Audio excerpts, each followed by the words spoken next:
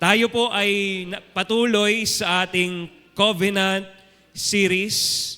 Second month po, and we are talking about Church Covenant. Dahil tayo po ay binibigyan ng Panginoon ng pagkakataon makipag-isa sa Kanya, kaya lang, again, the enemy came to kill, steal, and destroy. That is why not only families, but even the church is now attacked by the enemy para magkawatak-watak. Kaya nga po yung unang leg po natin, yung una nating message or word is one body, one love. We are one. We are one. Okay, gusto natin ang katawan natin laging magkakasama. Gusto natin ang katawan natin walang nakahiwalay, walang napuputol. Gusto niyo po ba yon? And I believe when you go home later, may tatanggalin kayo sa katawan nyo, ang tawag doon accessories. Mga hikaw, singsing, relo, salamin, at magpapahinga ka. Pero buo pa rin yung katawan mo. Pakitignan nga yung katabi mo, buo pa rin ba ang katawan? Okay. But the problem is, because the enemy is trying to destroy that principle of one body, here's the thing. Isang katawan, kaya lang may humihiwalay. Yun ang ginagawa ng kaaway. Isang katawan, kaya lang may bumubuo ng another katawan. And that's the problem. Hindi siya matatawag na one body kung merong nabuong isa pang body. Ilan yung pag may body na, tapos may binuong isa pang body, ilan ng bodies yon? 2 bodies. Kasi hindi daw sila magkasundo, sabi nung mata, hindi kami magkasundo ng paa. Sabi nung kanang kamay, hindi ako makasundo sa kaliwang kamay. So hihiwalay na lang ako. But remember, we are one body. Okay, ngayon po, mas lalalim pa tayo.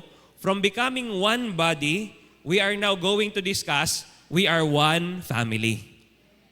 Ayan, para po mas lumalim pa tayo. Kasi pag body, katawan yun, pastor eh.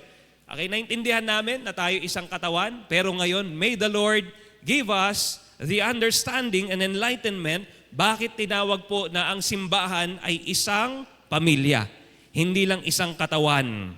Okay, remember our key verse for the month? Romans chapter 12, verse 10. Ang sabi po sa verse 10, love each other in a way that makes you feel close like brothers and sisters. Pakisabi nga po sa katabi mo na brother or sister mo, I love you in the Lord. Okay? So when we say we love each other, sabi po dito that we should make each other feel close like brothers and sisters. Ibig sabihin talagang parang magkakapatid. Okay, sino po magkakapatid na nandito po? Okay, sagutin niyo po, nag-aaway po ba kayo? Okay, pag nag-away po ba kayo, nagbabati kayo? Okay, sabi mo sa katabi mo, ganun din sa church. Pwede mag-away, pero magbabati rin kayo. Hindi pwedeng sa church, nag-away habang buhay ng magkaaway. Di ba yung magkapatid? Sa sobrang close, sa sobrang alam nyo ang mga weaknesses, sobrang alam ninyo ang mga kalokohan ng isa't isa, binabato nyo yun sa isa't isa, nagkakainisan, asaran, nag-aaway kayo. Amin. Nung bata kayo. Pero nung lumaki na, for sure, nag-mature na kayo, hindi na kayo ganun mag-aaway. The same as in the church daw, sabi, you feel close like brothers and sisters. So para kayong magkakapatid sa bahay, na naalam nyo ang kahinaan ng isa't isa, hindi para duru-duruin ng isa't isa, pag-awayan ninyo, magtalo kayo, pero wag lang titigil doon. Sabi mo sa atin, magbabati din tayo. Okay? Kaya lagyan nyo ng time frame. Hanggang kailan ba tayo mag-aaway? Sa mga magkapatid po ba, gaano katagal ang away? May mga kapatid itong mga to. Gaano katagal po ba kayong mag-away? Weeks? Minutes. Kala ko weeks. Minutes kapag magkapatid, ano? Kasi maya-maya lang, pagkatapos mag-away, magtatawag si tatay, mga anak, si nanay, kain na. Kapag nag-ikot na sila sa lamesa, hindi naman po pwedeng magtingin na, magagalit ang nanay, magagalit ang, ano ba ganyan ang tinginan ninyo? Ba't hindi kayo nagpapansin na merong magulang na magko-correct sa kanila? So in short, pwedeng mag-away sa church. Parang ayaw niyo yata. Pastor, magkaaway kami ngayon, pero magbabati rin kami. Pag kumain na tayo, kumakain tayo ngayon bago kayo kumain ng salita ng Diyos, magbati muna kayo. Pagpasok niyo dyan sa pintuan, wag yung, para kayong para tayong pamilya na uupo sa lamesa, kakain tayo ng Word of God, pero barado yung puso mo kasi may kaaway ka. Kaya paglabas ng church, wala akong naintindihan sa tinuro ni Pastor. Hindi dahil hindi na ituro, hindi dahil hindi na nabasa, pero dahil barado ang puso. That is why the Bible said, when we go to a temple to offer something to the Lord, kung meron ka daw kaaway, ang sabi ng Bible, bago ka pumasok ng templo, iwanan mo muna yung offering mo at puntahan mo yung kaaway mo at makipagbati ka. Kasi hindi niyo po talaga maintindihan or hindi po mag-work ang Word, especially the Holy Spirit, blocked siya because of pride, and we cannot be changed. Even our daily devotion. Kaya po, ako po, as your spiritual father, dito po sa One Love, I pray bago po kayo magsimba, makipag-ayos muna kayo. Pastor, nakipag-ayos ako, hindi niya ako pinatawad, bahala na si Lord sa kanya. Remember, kapag may pride ang tao, si Lord ang kaharap niya, hindi ikaw. Amen? So if you have something against your brother or sister, parang sa bahay, hindi po masarap kumain na magkakagalit kayo. Diba? Yung iba nga sasabihin, hindi na lang ako kakain, mauna na kayo. Tapos pagtapos na lahat kumain, ikaw kakain. Ano? Hindi po masaya yon. Feeling mo masaya, pero hindi po. Ganon din sa church. Dapat may love. Ano? Okay? So let the Lord speak and transform us, make us loving people every day. Kasi dyan po talagang sinabi, you will feel close like brothers and sisters. By the way, hindi po madaling kaaway o hindi madaling nag-aaway ang hindi mo ka-close. Kung sino yung ka-close mo, siya yung madalas mong napansin niyo po yon? Kaya wag po kayong magtaka, pag may nakaka-close kayo sa church, eventually mag-aaway talaga kayo. Pero again, wag po kayong mag-aaway lang, magbati rin kayo. Amen? Kaya pumasok po yung second verse. And give each other more honor than you give yourself. Yung bigat, yung halaga, yung value. Wag lang daw sarili mo ang tinitignan mo. Tignan mo rin yung halaga ng tao, yung kapatid mo. Ibigay mo daw yun sa kanya. So meaning, ang church po ng Lord is not just a simple gathering. But it is a family gathering binded by love of God, full of love and honor. Yan po ang picture o ang image o ang definition ng church base po sa ating binabasa at pinag-aaralan. Ang simbahan ay hindi lang simpleng gathering. Hindi lang sa yung nag-attend ako, hindi lang yung nandun ako sa church at nasa church naman ako. No, it's not simple. A church is a family gathering para siyang reunion ng isang pamilya na ang bind natin, ang nagbabind sa atin is the blood of Jesus. At yung blood na yon ay simbolo ng pagmamahal at ng honor para sa bawat isa sa atin. Why? Because that blood is offered to everyone who is sinful. Hindi po inoffer yung blood sa mababait. Hindi po inoffer yung blood sa mga perpekto. Hindi po inoffer yung blood sa mga walang kasalanan. Ang blood ni Jesus inoffer sa mga may kasalanan. That is why that blood is full of love. So if you are one with the family gathering, alam mo na ikaw ay nakikiisa sa dugo ni Jesus na punong-puno ng pagmamahal. And see this, full of honor. Why? Ang taong makakapagsakripisyo lang para sa iba ay yung taong hindi iniisip yung sarili. Kaya mga nanay, alam na alam niyo to. Ang mga nanay daw, simula ng mga anak, ay punong-puno ng sakripisyo. Ganon din naman ang mga tatay. Dahil ang mga tatay, sa pag-iisip na mag-provide sa pamilya, gagawin ng lahat para mag-sacrifice. Kaya maraming mga magulang hindi naintindihan ng mga anak na ang anak na binibigyan lang dahil hindi naunawaan yung word na sacrifice, hindi na honor yung magulang. Pero pag naintindihan natin yung ginawa ni Jesus, He is full of love, He is full of honor. Why? Isipin niyo to. Hindi naman po tayo lahat ay may pakialam sa cross, may pakialam sa ginawa ni Jesus. Pero kahit hindi po lahat ng tao may pakialam sa ginawa niya, may pakialam si Jesus sa'yo. Kaya nga niya ginawa yun eh. Hindi po lahat may pakialam kay Jesus. And even the Word, hindi lahat may tatanggap ng pagmamahal niya. Pero listen to this, ganito ka i-honor ni Lord. Kahit hindi mo tanggapin ng turo niya, ino-honor ka niya. Hindi lahat okay kay Jesus. Hindi lahat ay agad na merong connection kay Jesus, but He will love you and He will honor you. Just like the prodigal son and the father's love. Ganon niya in-honor yung prodigal son, yung anak niya. So, what is love now? Okay, let me give you a clear meaning of love according to the Bible. Love is, God is love. Yan po yung meaning talaga. Pero kapag dinefine po natin yan sa buhay nating mga tao, this is love. Love is leading everyone to Jesus. Okay, it's not just caring for someone. Kasi kahit yung taong walang love, pwede mag-care sa isang tao.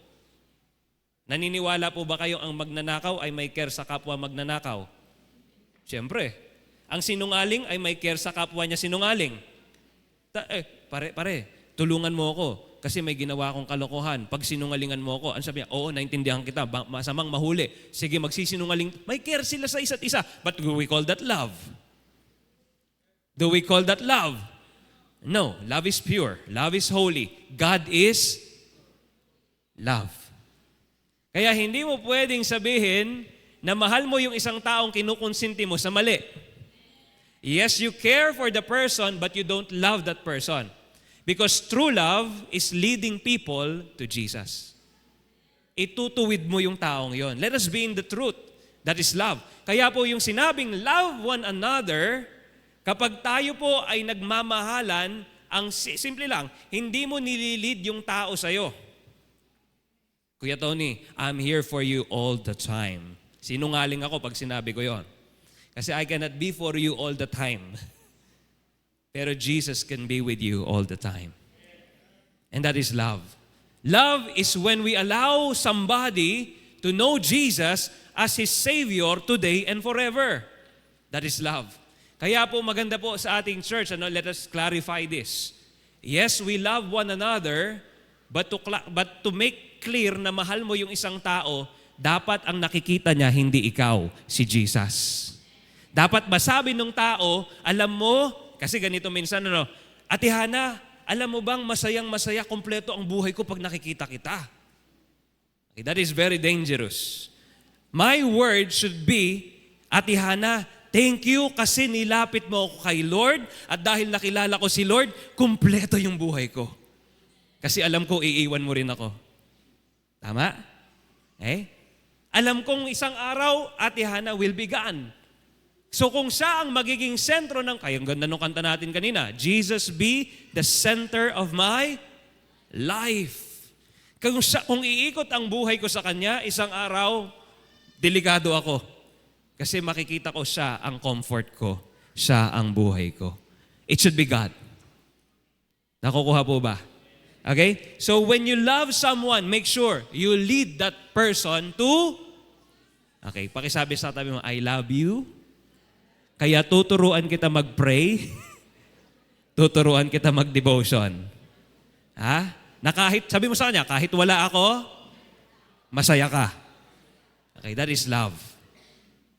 And because you were the person that God used for that person, you made that person feel love. Okay, not just by you, but by God. And that is true love. Kung ang tao, ang nararamdaman lang ay yung pagmamahal mo, delikado. Dahil ang dapat maramdaman ng tao, hindi lang ang pagmamahal mo, pero ang pagmamahal ng Diyos. Pangalawa, yung honor. Pag sinabing honor, yung word ng Hebrew, kavod, mabigat, may value. Meaning we value everyone equally. Pinakita ko po yung example last week, hindi pwedeng mas mahalaga yung kaibigan ko sa hindi ko kaibigan. Kasi ito ka-close ko, ito lagi kong kausap. So mas mahalaga siya. No, pwede yan outside the church. Pwede yan kung hindi tayo church. Pero kung church po tayo and we belong to one family, we value everyone equally. Amen? So kung yung kabati mo, pag binati mo, may yakap at halik, dapat yung ka-church mong kaaway mo, meron ding na mas mahigpit. Hindi, may halik din. Ibig sabihin, you show equal valuing to one another regardless of what the person did to you, of what the person say to you, kasi nga, kapatid mo siya sa Panginoon. Binded by the blood of Jesus, we are called to love and honor one. Ay, Pastor, mahirap yan. Okay, let me tell you something. Ang pagmamahal po, ang totoo, hindi madali.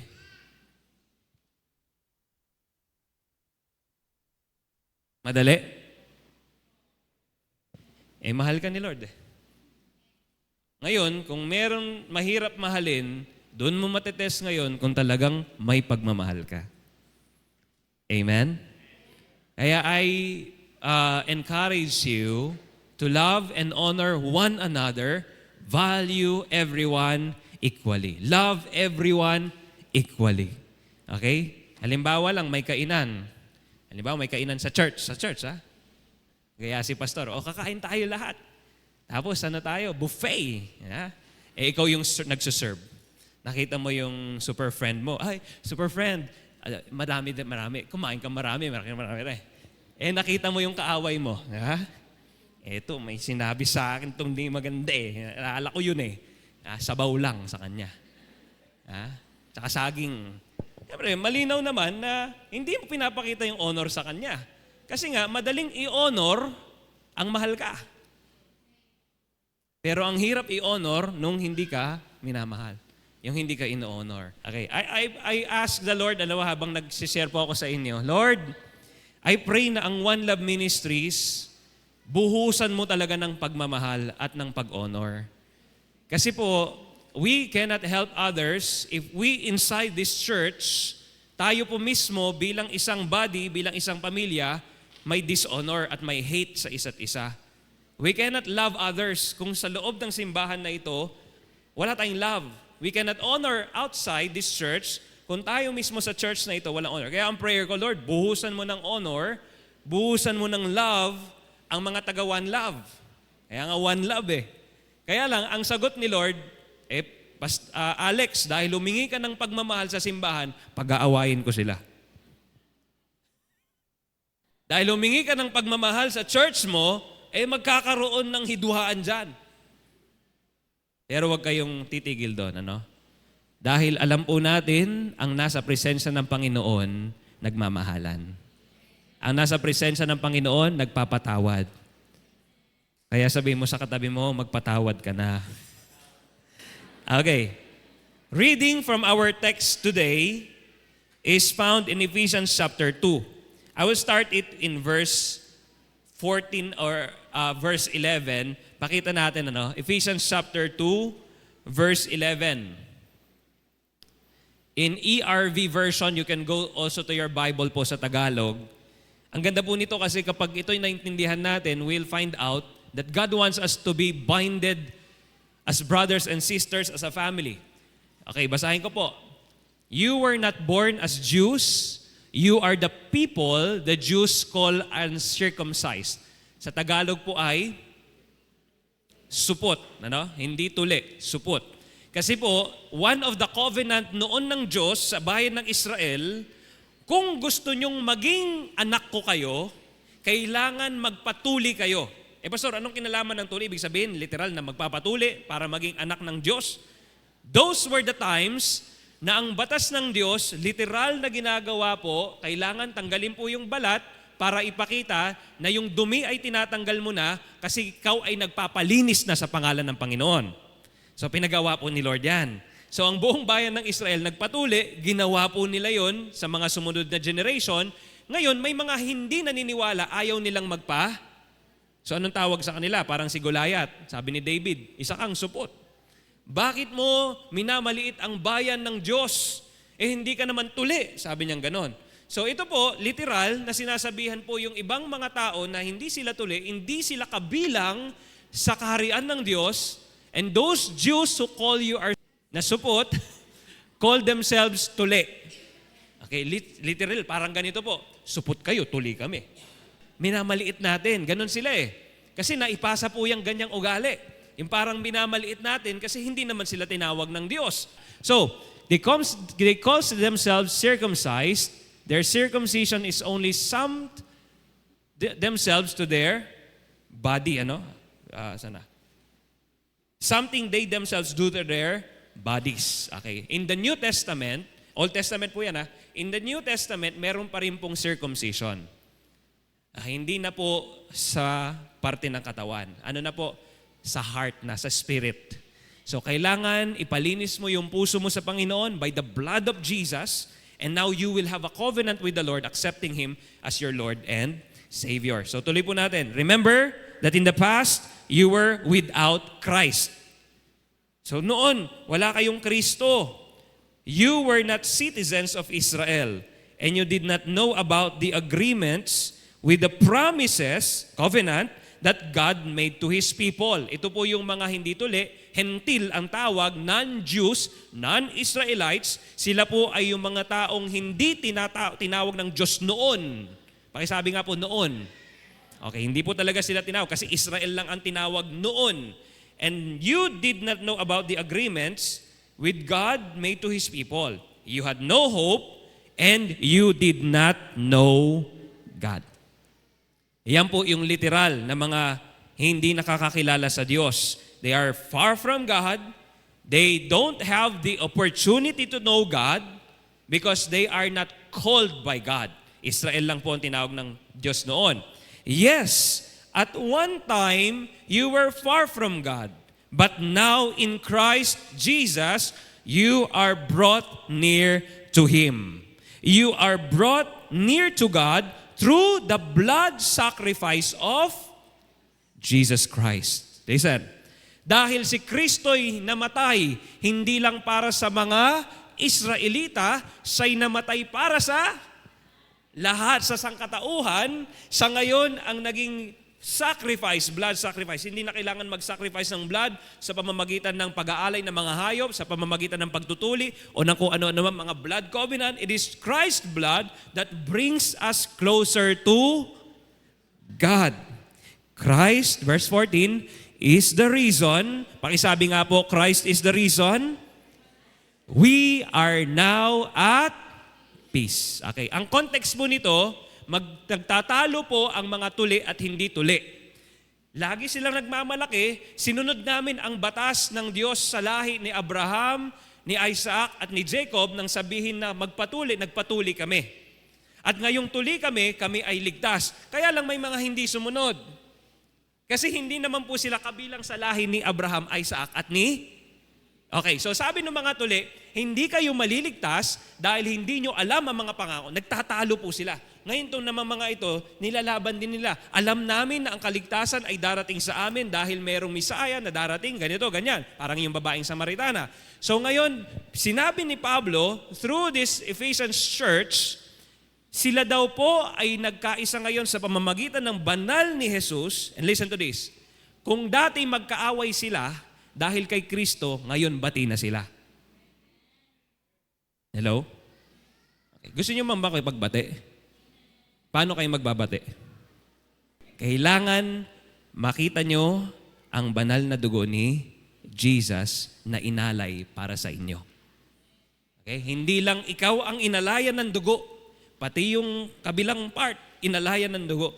Kaya yung mga Israelita, nung una, hindi nila tanggap to. Sabi na, hindi, kami lang yung inalayan ng dugo ni Jesus kasi kami lang yung lahi. Until the apostles started to teach and preach na hindi lang kayo ang gustong iligtas ni Jesus. Lahat ng tao gustong iligtas ni Jesus. Kailangan maintindihan natin yon. That the blood of Jesus was offered to everyone and that everyone deserves salvation and that since salvation is for all through Christ, we should be at peace with everyone. Okay, Tagalogin ko lang po. ang totoong tumanggap ng kaligtasan sa Panginoon ay mayroong kapayapaan at kaayusan sa bawat isa. Hello? Okay. You cannot continue living your life without peace with one another if you truly believe Christ is in you. You should be at peace with each other. Kaya ito, sobrang magkalayo po ang lahi na to. Yung mga Israelita at saka yung mga non-Israelite, divided po talaga yan.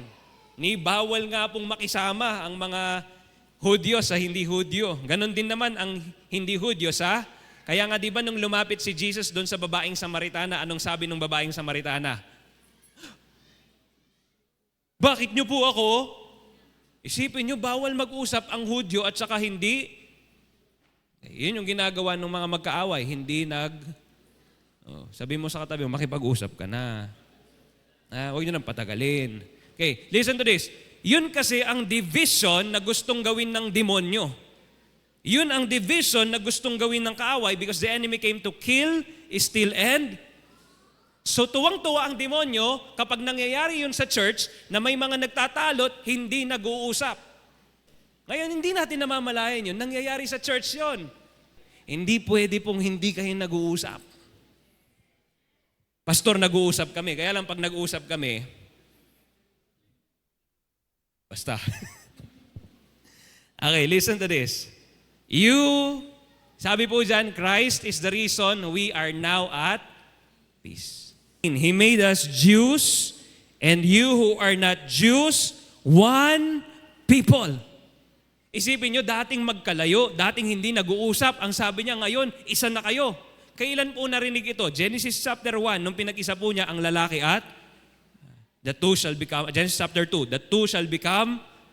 Isipin nyo, ginamit niya ni Lord through His Word yung same principle ng pag-iisa ng mga Hudyo at mga Hintil na dating magkaiba, pinag-isa niya. Meaning, kahit pala magkaiba't magkaiba ang mga utak ninyo, kahit magkaiba ang gusto nyo, kung kayo po'y kabilang sa pangalan ng Panginoon sa simbahan, dapat maging isa. Hindi pwedeng may kanya-kanya. Pwede po ba yan? Okay, simulan nyo na ha. Huwag nyo pong hayaan na tayo ay dadami na parang hiwa-hiwalay po tayo because we are one body, we are one family. E yung kasunod, we were separated by a wall of hate. Tama ba? That stood between us. So may hatred po talaga noon sa mga Hudyo at hindi Hudyo. So halimbawa na lang, hatiin ko po kayo sa gitna. Kayo po Hudyo, kayo hindi Hudyo. So sa gitna po nito, may pader. So pagka merong isa sa inyo na lumagpas sa pader, binapauwi. Hindi, doon ka sa kabila. Pag may isa rin sa inyo, hindi, doon ka sa kabila. Hindi pwedeng mag-usap. Kasi meron talagang wall of, grabe yung ginamit na word ni Lord, wall of hate. Minsan, ito'y nangyayari sa church dahil nakikreate na yung hate, hindi mo namamalayan, magkasama nga kayo nagsisimba, pero hindi naman magkaisa ang puso ninyo kasi may hatred sa isa't isa. But Christ broke down that wall by giving His own. Kung naniniwala po kayo na talagang inalay ni Jesus ang buhay niya sa inyo, you will never hate. You will never hate each other. Amen. Amen. Okay. Pwede po ba mag-away nang hindi nag-hate? Competition, di ba? Yung mga tumatakbo, di ba? 10 silang tumakbo, hindi naman nila galit ang isa't isa competition yon. Pero magkakaaway sila. Nagtatalo sila for the prize. Pero they don't hate each other. Amen? Okay, what I want to tell is this. We should believe that since Christ broke that wall of hate, alam mo dapat sa puso mo, you will never hate again. Ay, masasaktan ka, but I will not hate this person na nakasakit sa akin. Pwedeng may masabi sa akin hindi maganda, pero hindi ko i-hate tong taong to. Why? Wala nang wall of hate. Oo, masasaktan ka, pero response mo kung i-hate mo yung tao. Okay, here's the truth and the fact na kailangan nyo pong marinig. Pag hinate mo yung tao, hindi mo pa tinanggap ang dugo ni Kristo. Kasi kung totoong ikaw ay pinaliguan na, kung ikaw ay nasa iyo na ang dugo ni Kristo, pag nasaktan ka, hindi mo i-hate yon. Anong gagawin mo? Pray, forgive, feed. Ang una mong gagawin, pagpe-pray mo yung tao. Ang pangalawang gagawin mo, patatawarin mo yung tao. Ang pangatlo mong gagawin, pakakainin mo yung tao. Kaya po siya step by step. Pagpe-pray mo muna. Bakit mo muna pagpe-pray? Hihingi ka ng lakas kay Lord. Kasi mahirap pong patawarin sa sarili mong laman. So you pray every day. Lord, bigyan niyo po ako ng lakas na mapatawad ko itong taon to. Nasaktan niya po ako, hindi ko po alam gagawin. Pero by the grace of God, mapapatawad ko to. Pangalawa, pinapatawad ko na po yung taon to. Alam mo paano mapatunayan napatawad mo na? Yung pangatlo. Tingnan nyo, when you do that, sabi ng Bible, lalong mag-iinit yung kaaway mo. Bakit mag-iinit? Kasi, because you are letting them experience the love of God, and the devil doesn't want that. Hindi yung tao ang mag-iinit, yung kaaway. Kasi ikaw na gumawa na nun, born again ka na. Ngayon, kapag ni-reject niya yon, he will be on fire because the devil will try to resist. Pero kapag tinanggap niya yon at nagkaayos kayo, pareho kayong, lalo yon, mapapalaya sa kaaway. Amen? Okay, sino po ditong gusto maging malaya?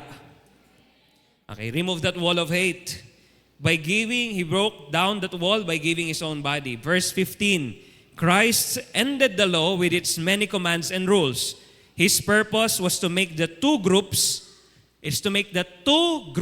become one in Him. Listen, even this literal na ibang grupo po ang Hudyo, literal na ibang grupo po ang hindi Hudyo, take note, pinag-isa niyang grupo.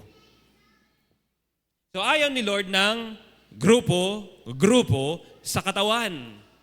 Yes, we have what we call that group 1, group 2, barangay this, pero all these barangays are only in one group, one body.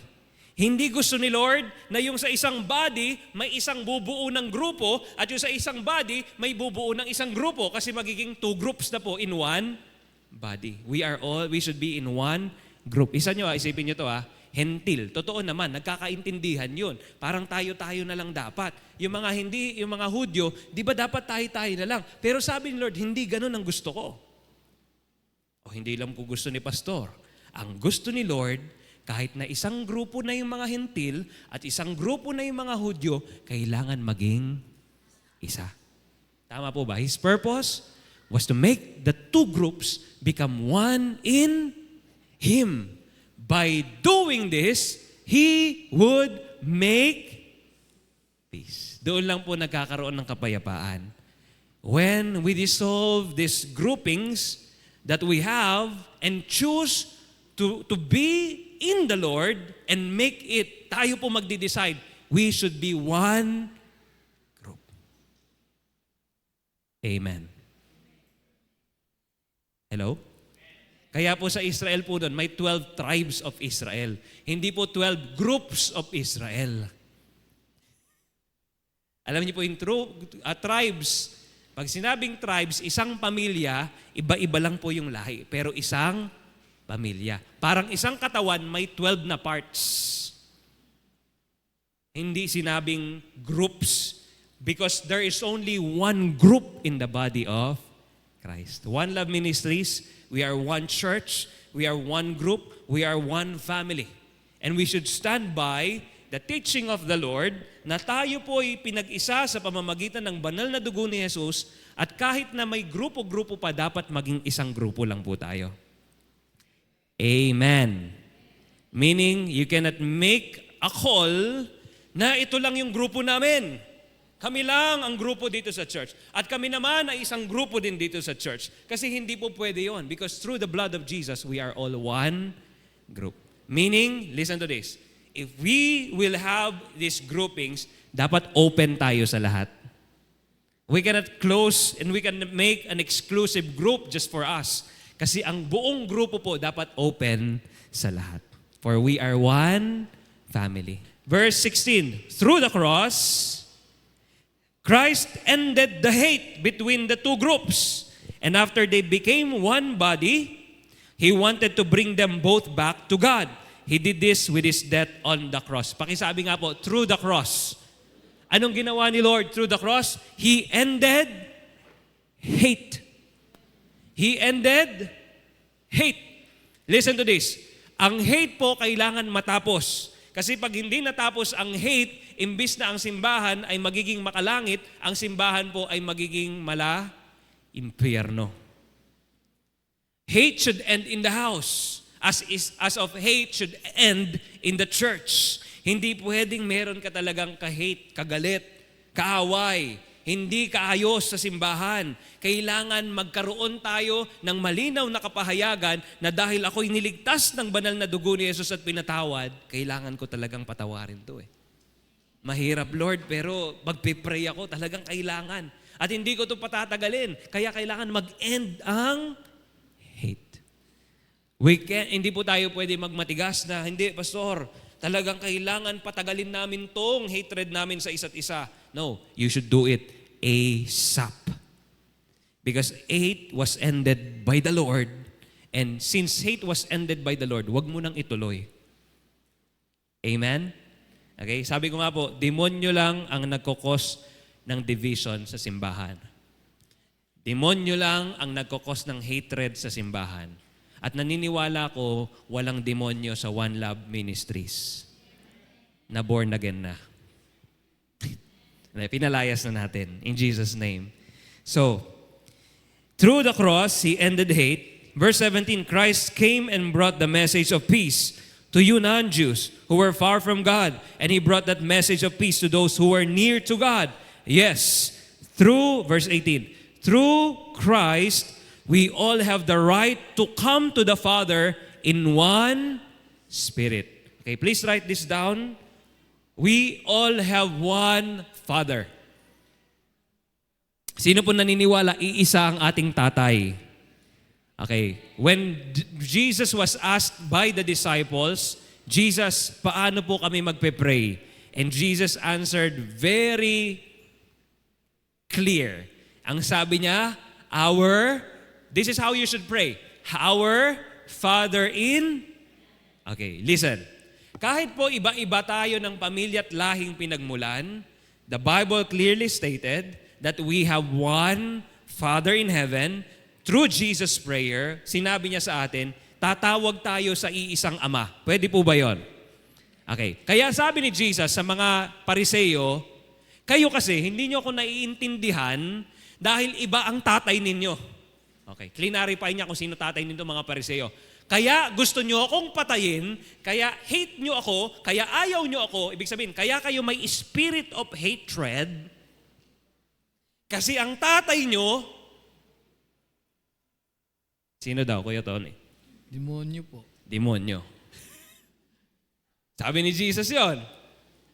So ibig sabihin pala, pag may spirit of hatred ka, ang tatay mo, okay, sabi mo sa katabi mo, dati lang yon. Huwag nyo nang buhayin. Okay, sabi ni Lord, for you have been saved from that darkness, the kingdom of darkness, and God doesn't want you to have that spirit of hatred anymore. Why? We all have one Father. Our Father is the Father of love. Our Father is the Father of unity. Our Father is the Father of forgiveness. Kaya dapat meron tayo nun. As the Father and as the Son and the Father are one, sabi niya, we should also be one. Kailangan maging isa din tayo. Yan ang church covenant. Gusto ni Lord, kaisa natin siya. Gusto ni Lord, magkakaisa tayo. We will call upon one Father. Kailangan alam mo kung sino ang tatay mo. Sino ang tatay natin? God the Father, the Word of God. Now, in a church, the Lord brings His shepherd to shepherd the flocks. The Lord called His family, though ako rin po'y anak ng Diyos, pero ako po'y tinawag ng Diyos bilang kanyang tagapaglingkod, tagapamahala sa simbahan. Kaya po si Timothy, ang tawag niya kay Pablo, spiritual father. Si Pablo, ang tawag niya kay Timothy, spiritual son. anak sa pananampalataya. That is why, if the Spirit of God will reveal to you in this church, ako po sana yung makita niyong tatay. Kasi kung may dalawang tatay kayong pakikinggan sa simbahan na ito, pag sinabi ng isang tatay, lahat tayo magpe-pray, sabi ng isang tatay, fasting, sabi nila, sige, dalawa na lang, prayer and fasting. Pag sinabi ng isang tatay, lahat tayo sa parking lot, sabi ng isang tatay, hindi, doon tayo sa church. Saan? Hati na lang tayo. So nagkakaroon ng confusion ngayon. Because we don't know who really is our Father. Parang sa pamilya. Hindi po pwede, isa lang ang tatay. Nanay, gusto niyo po bang may kasamang reyna sa bahay? Di ba isa lang ang reyna? Magkakagulo po pag dalawa ang reyna. Okay, nakukuha po ba? We all have one Father. So now, you non-Jewish people are not visitors or strangers, but you are citizens together with God's holy people. You belong to God's family. Ayan na. We all belong to one family. Okay, sabi mo sa katabi mo, we are family. At dahil tayo po'y tinawag ng Diyos sa iisang pamilya, kailangan maintindihan niyo po ito. Hindi pwedeng, tulad ng tinawag kong pamilya kanina, kung may kapatid man yon, hindi pwedeng sabihin, kakain kami, at dahil hindi ka namin gusto, doon ka kumain. A family will sit together, will eat together, will enjoy life together. Will face challenges together. Walang nilalabas sa circle ng family. Pakisabi sa katabi mo, we are family. So hindi pwede na kahit may hindi ka gusto sa kapamilya mo, halimbawa, hindi kayo magkasundo yung kapatid mo, ayaw kong tumabi dyan. No, tatawagin ka ng ama, at ang tatay, laging po, alam ko po, puso ng mga tatay ito, heart ko rin po ito. Pag kumain tayo at nagtipon tayo sa pagkainan, sama-sama tayo. Mga tatay, bakit may ganun tayong puso? Puso po ni God yun. Remember, sabi niya sa Luke chapter 14, meron siyang hinandang malaking piging at tinatawag niya ang lahat. Ibig sabihin, gusto niya lahat pala tayo uupo sa pagkainan na inihanda niya. Ganun ang magulang. Gusto ni Lord, tayo isang pamilya, uupo tayo kahit ano pa yung ugali mo, kahit magkaaway, may differences kayo, uupo tayong magkakasama. Yung iba ang ginagawa ganito. Iba kasi tabas ng dila yan. Doon siya umupo. Sa kapareho niyang mga ugali. Tapos minsan naman, ganun din tayo, pakiramdam mo, parang hindi ako dapat umupo kasama nila. Kasi iba ako sa kanila. Huwag niyo pong paparamdam at huwag niyo pong sanang maramdaman yon. Kasi kung isang pamilya, dapat sama-sama po tayong kumakain sa hapag-kainan ng Diyos. Alam niyo po kung sino lang yung hinihiwalay? Alipin. What I'm saying is this. I hope that we can open our hearts and our lives to one another to the point na kaya mo talagang tignan ang ka-church mo, pamilya ko to, pamilya ko to, pamilya ko to, kapatid ko to, pamilya ko to. Ngayon, if ever you will clash or have your differences, sana makita nyo pa rin, pamilya ko pa rin to eh. Kasi ganun naman sa bahay, Kuya Tony. Kahit po magtalo-talo kayo sa bahay, uuwi pa rin kayo sa isang bahay. Pamilya pa rin kayo. Sana po makita natin sa church ganun din. Magtatalo, may differences, pero uuwi pa rin tayo iisang church, isang bahay, isang pamilya. Yun ang calling sa atin ng Lord. Yun ang gustong ilagay sa puso natin ng Panginoon. We belong to God's family. And here's the thing. Listen to this. Ako, gusto ko pong umamin, because there was a time that I saw myself building or creating my own family in the family of God. Anong ibig mong sabihin, Pastor? Na parang ang nakikreate ko na pamilya lang ni Pastor Alex. I was reminded by the Lord, hindi dapat pala pamilya lang ni Pastor Alex ang buuin ko. Listen to this. Ang pamilyang dapat buuin natin is God's family. Hello? So, here's the thing. Some of you here, maybe you are families already, and you are close as a family, or you are including some families to be close with your family, and you are creating a family spirit within that family. Okay, take note, as a church, do not do that. Because we are not creating family inside a family. We are creating God's family. We are building God's family. Hindi pamilya nyo lang. Yes, iba-iba tayong pamilya. At merong ibang mga pamilya sa inyo talagang magiging close as a family. Pero hindi yon ang binibuild natin. Ang gusto ni Lord na i-build natin, makiisa tayo sa isang pamilya na tinatawag na family of God. Amen? So halimbawa lang, gamitin ko po itong pamilya na ito. Kasi talagang ang family na ito ay talagang pinapalago ng Panginoon. Yes, masaya sila bilang isang pamilya. Pero ang pamilya nila, given that they are part of this church, should be open na hindi lang pamilya nyo ang bubuin ninyo, pero pamilya ng Diyos. At gagamitin niya ang pamilya nyo para maintindihan nung iba, lalo na yung mga walang pamilya, na hindi tayong pamilya lang, pero pamilya tayo ng Diyos. At doon tayo gustong ilagay ng Diyos. Kaya ibig sabihin, kahit sino ang pumasok sa buhay ninyo bilang isang pamilya, tatanggapin nyo. Amen. Na kahit may gustong sumama sa pamilya, tatanggapin nyo. Because we are all one big family. And you don't close doors. We don't close doors. We don't separate ourselves. Okay? Huwag kayong magsasara ng pintuan sa iba at huwag nyong isasara ang pintuan nyo sa iba. Huwag nyong mararamdaman na sinasarahan kayo at huwag nyong raramdamin na sinasarahan ako ng pinto. Tanggalin nyo yung deception ng enemy. Why? Because the family of God is always open for all. Mga kapatid, bukas po ang tahanan ng Diyos sa lahat. Huwag nyo sabihin, hindi, kami lang, ako lang, tayo lang. No. Lahat tayo belong. Amen? Okay. You believers are like a building that God owns. That building was built on the foundation that the apostles and the prophets prepared. Christ Himself is the most important stone in the building. For we are one building. Kanina, pamilya. Ngayon, building. Para daw kayong mga building na naka-highlight po dyan, God owns. Sino daw po may-ari sa atin? Okay, take note of this. We are owned by God. You are not owned by any name, not my name, not the name of One Love Ministries. You are owned only by the name of our Lord Jesus Christ. Okay, tatak nyo po sa puso nyo yan. Anong ibig sabihin yan?